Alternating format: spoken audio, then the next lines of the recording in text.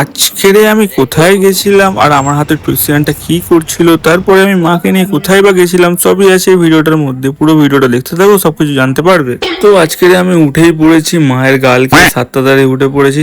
এখন যাচ্ছি আমি চোখের ডাক্তার দেখাতে, কারণ আমার চোখের মনিতে ছোট্ট একটা দাগ পড়েছে। তারপরে ডাক্তারটা দেখিয়ে নিয়ে বেরিয়ে পড়লাম আমি।